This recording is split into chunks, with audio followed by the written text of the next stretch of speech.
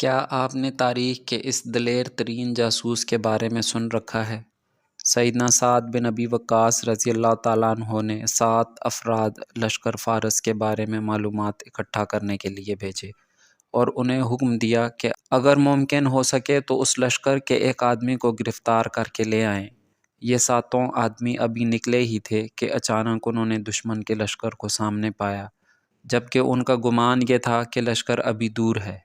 انہوں نے آپس میں مشورہ کر کے واپس پلٹنے کا فیصلہ کیا، مگر ان میں سے ایک آدمی نے امیر لشکر سعد کی جانب سے ذمہ لگائی گئی مہم کو سر انجام دیے بغیر واپس لوٹنے سے انکار کر دیا، اور یہ 6 افراد مسلمانوں کی لشکر کی جانب واپس لوٹ آئے، جبکہ ہمارا یہ بطل اپنی مہم کی ادائیگی کے لیے فارسیوں کے لشکر کی جانب تنہا بڑھتا چلا گیا۔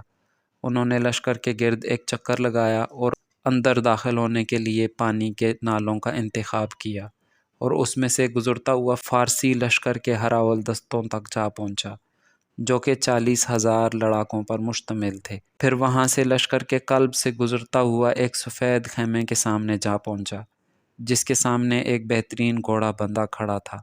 اس نے جان لیا کہ یہ دشمن کے سپہ سالار رستم کا خیمہ ہے، چنانچہ یہ اپنی جگہ پر انتظار کرتے رہے یہاں تک کہ رات گہری ہو گئی۔ رات کا کافی حصہ چھا جانے پر یہ خیمہ کی جانب گئے اور تلوار کے ذریعے خیمہ کی رسیوں کو کاٹ ڈالا، جس کی وجہ سے خیمہ رستم اور خیمہ میں موجود افراد پر گر پڑا۔ گھوڑے کی رسی کاٹی اور گھوڑے پر سوار ہو کر نکل پڑے۔ اس سے ان کا مقصد فارسیوں کی تضحیک اور ان کے دلوں میں رعب پیدا کرنا تھا۔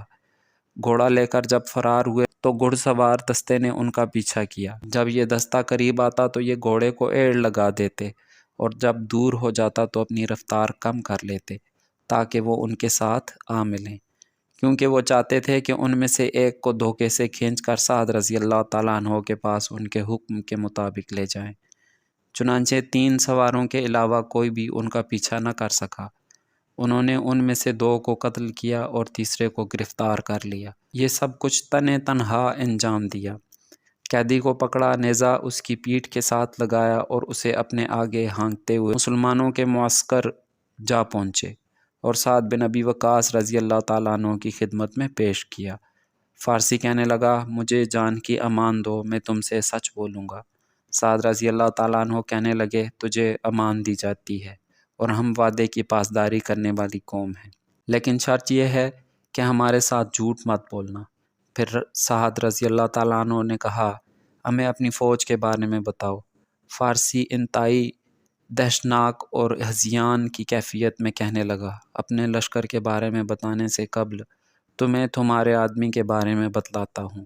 کہنے لگا، یہ آدمی ہم نے اس جیسا شخص آج تک نہیں دیکھا۔ میں ہوش سنبھالتے ہی جنگوں میں پلا بڑا ہوں۔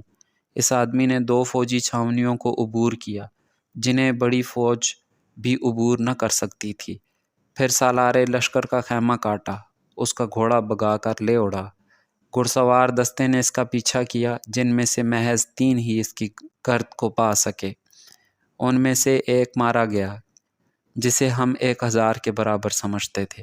پھر دوسرا مارا گیا جو ہمارے نزدیک 1000 افراد کے برابر تھا، اور دونوں میرے چچا کے بیٹے تھے۔ میں نے اس کا پیچھا جاری رکھا اور ان دونوں مقتولین کے انتقام کی آگ سے میرا سینہ دہک رہا تھا۔